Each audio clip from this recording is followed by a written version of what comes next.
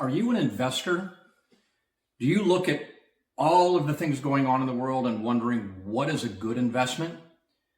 Why are global investors actually looking at urban mobility in 2026? Why now? My name is Andrew Cary. I'm co-founder and CEO of SNAAP Transportation. And in this episode, we're going to actually talk about global investment, infrastructure, mobility solutions, and why this is such an attractive investment opportunity really across the marketplace. First of all, urbanization trends are fundamentally shifting everywhere. While here in the United States, we are in a relatively fixed mode of development, and I would actually say a fair amount of retrofitting. And that's kind of these common choices that cities are making around how do we move people, how do we move assets, how do we move cargo, how do we effectively move people. And even with the broader global smart cities initiatives, we seem, at least in the US market, to be moving at a painfully lumbering and slow rate. Now, in the global landscape, it is smart infrastructure, smart mobility, smart cities, sustainable cities, and that smart infrastructure that can help develop new communities, develop new cities, develop in developing nations, and actually having learned from the past of more developed countries, more developed urban centers, and now this issue of investment on urban infrastructure and urban mobility has now risen and finally boiled to the top, where it is a conversation across exhibitions, summits, congresses, investment platforms as the new look for 2026, very specifically around infrastructure, urban mobility, and what are some of those solutions. So because infrastructure and infrastructure investment is a global focus at this point, it's really been highlighted by the fact that there is a massive gap, an abyss between infrastructure needs and infrastructure funding. And we'll address a little bit more of that in our next segment. But right from the beginning, you kind of need to make a decision on what seat are you in? Where do you live? Where are you a policymaker? Where are you an investor? Where are you potentially in public-private partnerships? Where do you sit when it comes to looking at your infrastructure needs and that gap between infrastructure and funding?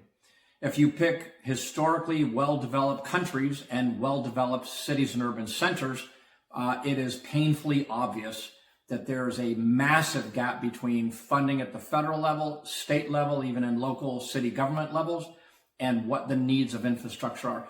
And let's be clear, infrastructure is a massive category. Even at SNAAP Transportation, we are cautioned to use the term infrastructure because while people could sit around the table and say, oh, infrastructure in big terms, there are so many minuscule components of what infrastructure means depending on your seat. If you're at the federal level, it might be roads and bridges. If you're looking at the city level, it's sidewalks, potholes, traffic lights. And then if you're an investor, where do you pick in between all of that? And so this gap between retrofitting, solving, even initiating and building new infrastructure projects is a painful process. It's a decades-long process and often is still not meeting the need when these projects are accomplished.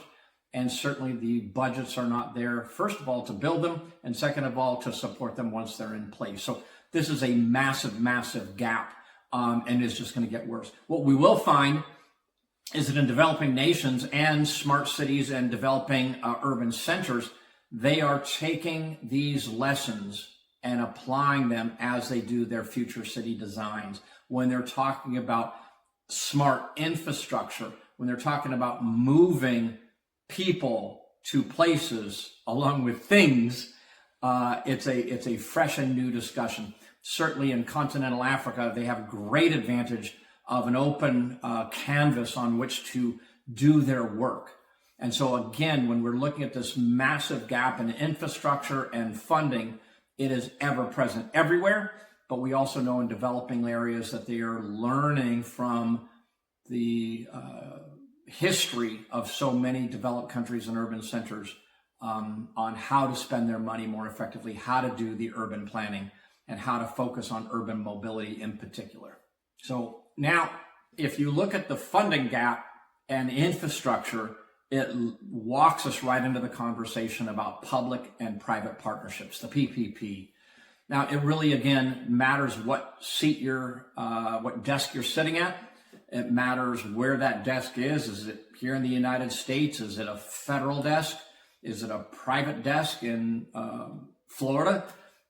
Or is it an international desk? Are you in London? Are you in Portugal? Are you in Lagos? Are you in Dubai or Abu Dhabi? Are you in Johannesburg or Sao Paulo? All of those locations and the desk will really matter when we talk about public and private partnerships and how important, almost imperative they are going forward. So to highlight just a few examples of kind of best cases, best scenarios, are certainly public-private partnerships as it relates to mobility, urban mobility. With SNAAP Transportation as one example, the way our business model is designed and really our whole ecosystem is not just about mobility and accessibility, but we have the line that is a better quality of life for all through mobility, accessibility, job creation, and local ownership. So everywhere that SNAAP is a new personal rapid transit system, the intent is not only to provide the mobility infrastructure, which is sustainable and scalable and resilient, but it's also to create the local jobs and the local ownership, which is another critical component of public-private partnerships. And then also when we talk about smart infrastructure, it's looking at mega projects versus scalable projects. And certainly if their projects are mega projects, that they're done in really incremental and scalable way. So there's less capital burden up front. And again, these can be meted out in a more fiduciarily responsible way. And then I want to talk just to touch a little bit on commercial residential developers. Increasingly, when we look at the design of future cities or sustainable cities, often you'll hear a subset in that is around sustainable and smart community development. So maybe they're not a whole city design, although there's plenty that we're in conversation with, but they are the commercial and residential developments embedded in those. And so that's another example of a public-private partnership where the commercial developers are going to help build infrastructure. They're going to help residential design. They're going to help schools and offices and mobility centers, transportation hubs. And that is inherently a private-public partnership, private-public engagement. And that's a great example. There's a ton of examples, and I will call out a few. Certainly, some of the incredible work that's being done in the Middle East is extraordinary work. You could pick great examples of everything from the NEOM, the Line City, to the Green Spine, to commercial residential developers from EMAR and DAMAC and City and RAC, all doing extraordinary work, not just in commercial residential developments, but massive shopping mall complexes, World Trade Centers, Expo City Dubai are just a few examples of great public-private partnerships that help fill in the gap when we're talking about the gap between infrastructure and funding. So the topic of mobility kind of embedded in all of this kind of discussion around global investment in infrastructure, global investment in urban mobility. Urban mobility specifically, and I'll say more broadly, just transit systems are just dead center to the ESG conversation around environment and sustainability governance. And when we talk about SNAAP Transportation and a personal rapid transit system, we often call out SNAP, always with two A's: sustainable, nonstop, autonomous, affordable, and personal. And our ecosystem is not just the design of our pods and design of the elevated ribbonway, this dedicated rail system, and then the enterprise software, but it's around the business model, around micro manufacturing, mini franchising, and micro distribution. Everything that is designed into our ecosystem, and really this is a comment and conversation for everybody to lean into, is around scalability. Can SNAAP or other urban mobility alternatives, first of all, be scaled? Can they be resilient? Are they sustainable? And kind of in all that, we firmly believe that there's the need for real local ownership, real leaning into expertise that is local, partnering with local engineering firms, partnering with civil engineering, partnering with manufacturing, partnering with natural resource organizations, and not taking and extracting, but capitalizing on that locally. And that also includes the job creation, and that includes local ownership of a mobility ecosystem. So all of those facets of a future mobility system, the redefining of sustainable, scalable, and resilient urban mobility, are all core fits to an ESG conversation and corresponding investment. I think ultimately, what does a mobility system need to, the characteristics of an urban mobility system, or a system that's going to make sense today and into the future? Something that addresses the gap between infrastructure and funding, something that fits the ESG model, something that is a party to public-private partnerships, and something certainly that reflects the learning from the past, learning from history, learning from the challenges that are really facing so many areas in the world.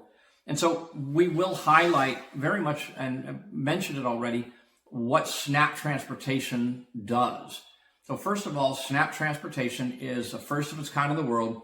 It is a personal monorail. We would say that we are redefining the future of urban mobility. And so our ecosystem is really, the mobility component of our work is around three components. We have our pods. You can see our pods here. That pod actually lives on an elevated rail, or we call it a ribbonway, so we use different language. And so there's a pod, and that pod is actually a single occupant pod. We have a dual occupant pod. We have an ADA, or people of determination pod. And then we also have a cargo pod for a micro distribution or logistics, supply chain, really in urban tight corridors, airports, transportation hubs, university campuses, sports, arts, and entertainment venues, world trade centers, and so forth. So the pod itself has one size, but the interior is what's swapped out. And that really lends itself to the scalability of manufacturing. One base, one cockpit, and then the inside is swapped out based on the use cases. So the second component is actually, this is a model of our, what we call the ribbonway. And the ribbonway is really, for all intents, it's an amusement park ride deployed into a different modality.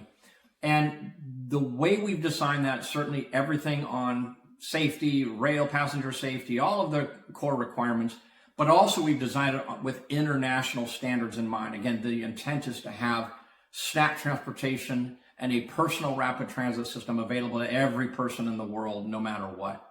So that ribbonway is also a great design, is because all of the component pieces are quick fit. If you remember, or depending on where you're from, you might remember something called an erector set. An erector set was a box in elementary school. You'd open up the box and the component pieces would fall out, and you'd have the 10-foot pieces, or you'd have the 20-foot pieces in inches or foot long. And then you'd have the 25-foot pieces or even 50-foot pieces. And then you have the clamps that are together, and then you have our poles, or what we call pillars and posts and cages. And all of those are component systems. And the reason is because the ability to then scale its implementation, its installation is easy. So literally, we are able to stand up a micro manufacturing plant locally, employ locally, use local resources and expertise, do the job creation. And while we're manufacturing pods, we're also then implementing the first project. That first project could be a 1 mile or 1 kilometer corridor. It could be around an entertainment sports complex. It could be in a marina or a harbor or a port of call. How do you distribute 6,000 to 8,000 people when they come off a cruise ship? How do you move 180,000 people around a World Trade Center or an expo city?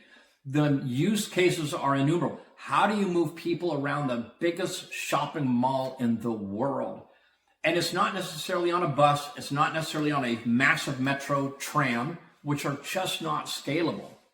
And so that ribbonway is actually 10-foot, 20-foot, 25-foot pieces. And those are easily put together, assembled, and connected, and can be built in weeks and months, not years and decades. And then the last piece of our system is actually just the enterprise software. And that is something that is really designed on everything that the common person is familiar with. Whether it's filling out your profile that looks like a ride share, or your airplane passenger profile, or even something in the doctor's office. All of these component pieces and profile pieces and profiles are all the things that the common person is aware of. It's Android and CarPlay meets a new urban mobility system. So those are the three components: the pod, the ribbonway, and our enterprise software. But really, to put the exclamation point on all of this is, again, around our business model, which is micro manufacturing, many franchising, and micro distribution. And in doing so, we're able to, again, stand up a micro manufacturing plant anywhere in the world. We lean into that local public-private partnership to say, what assets do you have and what other assets do we need to bring in to affect a great private-public partnership, whether that's in Lagos, Nigeria, in Morocco, Johannesburg, Dubai, Abu Dhabi, Sharjah, London, Berlin, Greenville, South Carolina, Tampa, Florida, Omaha, Nebraska, Baltimore, Maryland. The list is exhaustive in the different locations that we can establish micro manufacturing plants, begin to scale the elevated ribbonway and the offsets and the portals and the dock, and begin to, in our words, our mission is to help alleviate the problems that are caused by 80% single occupant vehicles on roads throughout the world. That number one problem is traffic congestion. But all of the conversation in this episode is around sustainability, scalability, and resilience. And that is another piece of our work.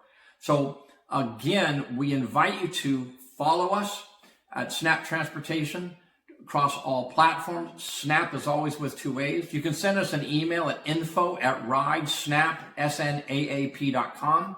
And again, you can follow us, like us, share, comment, and make sure that the word gets out that the idea of a global investment around the future of urban mobility is actually ever present. It is beginning to be elevated in the conversations around smart cities, future city designs, and alleviating many of the urban challenges that are faced by every city in the world. Again, my name is Andrew Cary. I'm co-founder and CEO of SNAAP Transportation, and we invite you to join us and bring SNAAP Transportation to the global marketplace.